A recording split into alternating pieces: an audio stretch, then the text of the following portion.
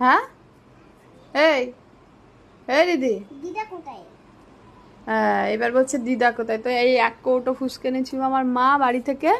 আর দেখো ও ঘুরতে গিয়ে ফুচকা আলু আর জল এনেছে দোকান থেকে। মুখটা নিচু করে খা। দেখো একা একা ফুচকা বানিয়ে একা একা খাচ্ছে। আর আমি বসে আছি ডিউটি করে এসে স্নান করে সবে, আমাকে হাত দিতে হচ্ছে না, ওই একাই সব পাচ্ছে। দেখো তো দেখি একটা বানাতো ফুচকা, দেখি কেমন করে বানাতে হয়। দেখো ভাত খেতে ভালো লাগে, হ্যাঁ, আর ফুচকা খেতে কেমন লাগে? আলু দিবি না? ওরে বাবা, প্রথম 3টে আলু দিয়ে খেলো, এবার খাচ্ছে শুধু জল দিয়ে। কই দেখি একটা ফুচকা বানাতো দেখি, আলু দিয়ে কেমন পারিস বানাতো।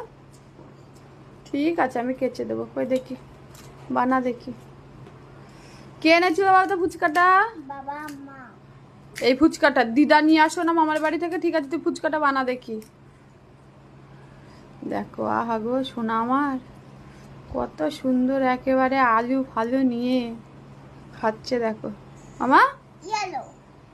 আমি ওরে বাবা তুই ইয়েলো আমাকে আবার খাওয়াচ্ছে, তুমি খাও। বাপরে বাপ কি মেয়ে, হ্যাঁ ভালো লাগে? একটা লাইক করে দাও তবে। ওরে